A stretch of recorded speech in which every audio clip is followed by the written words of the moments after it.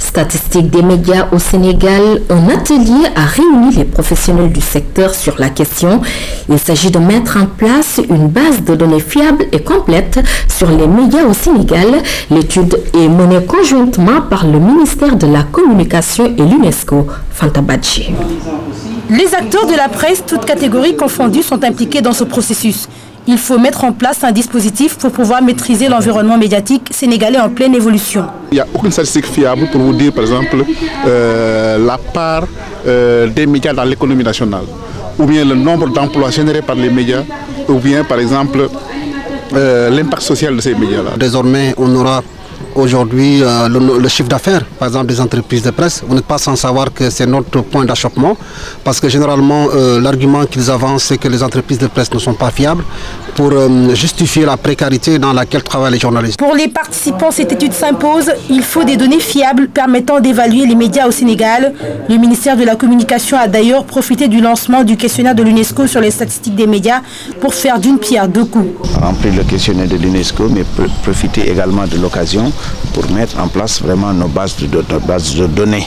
Il s'agit d'éléments très importants pour vraiment nous permettre d'abord de nous situer et à partir de là également de voir comment orienter nos actions. Ça permettra d'avoir une vue correcte, une photographie correcte de la situation de la presse au Sénégal de façon générale, mais cela donnera aussi une idée exacte de ce que pèse chaque entreprise dans le paysage médiatique. Les travaux devront aboutir à la validation commune d'une base de données sur les médias. Selon les participants, ceci devrait permettre de régler les questions de sondage, d'audimat et autres tirages de journaux qui jusque-là se faisaient sur aucune base fiable.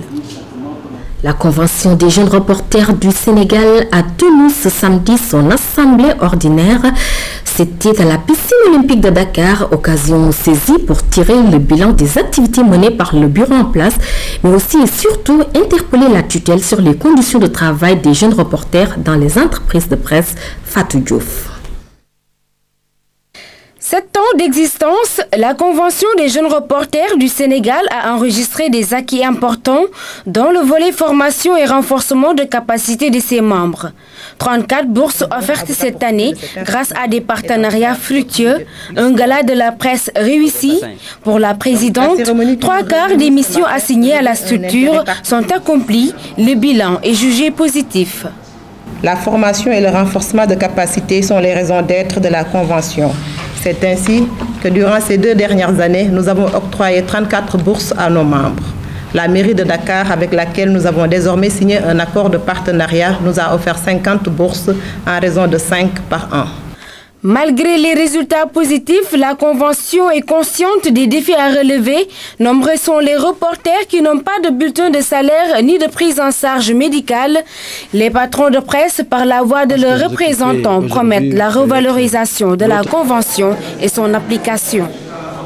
La première de solidarité, c'est de vous occuper de vos conditions de travail.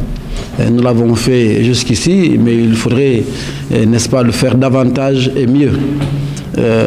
C'était parlé tout à l'heure de revaloriser la convention, n'est-ce pas, qui nous régit. Moi, je dirais d'abord l'appliquer. En tout cas, ces relations-là, j'espère, je sais qu'elles sont excellentes, mais il faut qu'elles soient renforcées. Et je me porte garant de transmettre les messages que j'entendrai ici, en tout cas, à notre président, Madiambal Diagne, et aux autres membres des patrons de presse. La tutelle rassure, l'aide à la presse passe de 500 millions à 700 millions de francs CFA. L'État réitère son engagement à accompagner la CJURS dans sa mission de promouvoir un journalisme de qualité. Le président et le gouvernement du Sénégal ont décidé d'augmenter et de revoir à la hausse le montant alloué au secteur, l'aide à la presse, donc qui passe de 500 millions à 700 millions. Je pense déjà la bonne nouvelle, c'est de vous promettre ici même que de façon conséquente, nous allons aussi voir à la hausse ce montant ou ce pourcentage qui est affecté à l'aide ou à la formation donc des reporters et des journalistes. La Convention des jeunes reporters du Sénégal ne compte pas s'arrêter en si bon chemin. La création d'une mutuelle de santé, la mise en place d'une coopérative d'habitat sont entre autres projets que la structure entend réaliser. À la suite de cette assemblée générale, Aïssatou Mbène Kane a été reconduite présidente de la Convention des jeunes reporters pour un mandat de 2 ans. L'actualité